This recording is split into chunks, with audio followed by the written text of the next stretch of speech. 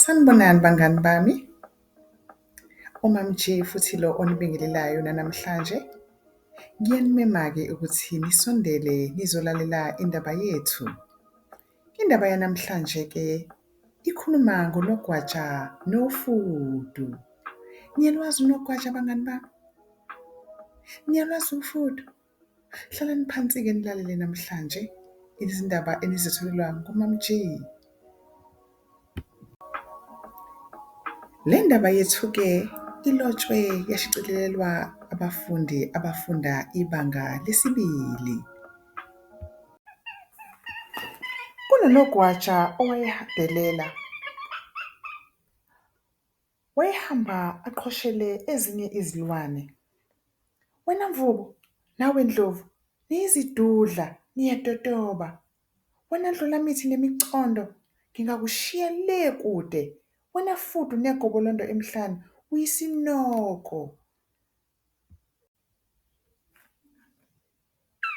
Ngelinye ilanga, ufudu lwacasuka. Lwathi, yekela ukuqhosha nogwaja, lusho luthukuthele. Bakhona abangakuhlula. Wahleka unogwaja, wathi ini? Ungicela iqhude, singagijima kusasa ngikubonise. Ngosuku olulandelayo, unogwaja nofudu bamile balungele ukugijima. Zeza izilwane zasendle zizobukela. Yabasusa indlovu. Yimani-ke, lungani-ke, sukani-ke.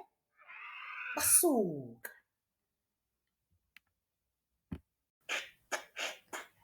Wasuka ngejubane elikhulu unogwaja. Uma esekude, waqalaza emuva. Akaliboni ufudu.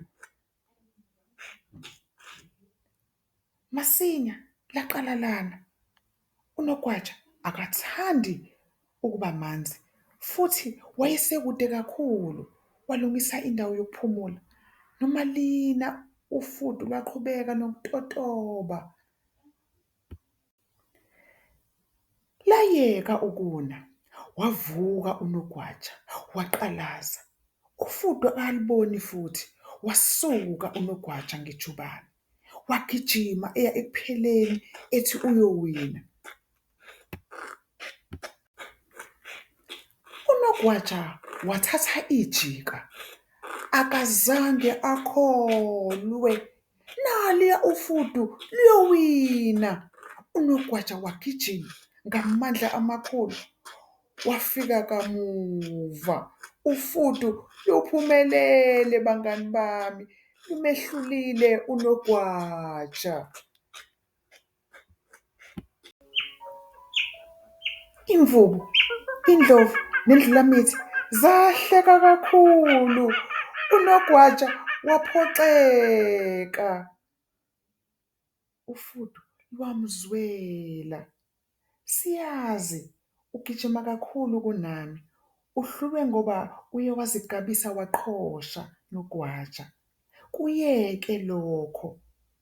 Wafunda isifundo bangani bami unogwaja ukuthi angaphinde aqhoshe. Siphela lapho-ke isifundo sethu sanamhlanje sonogwaja nofudu. Ngiyathemba ukuthi nisethokozele kakhulu isifundo sethu sanamhlanje bangani bami. Nangokuzayo-ke futhi niphinde nisondele nizethamele izindaba ezimnandi ngoMam G. Nisale kahle.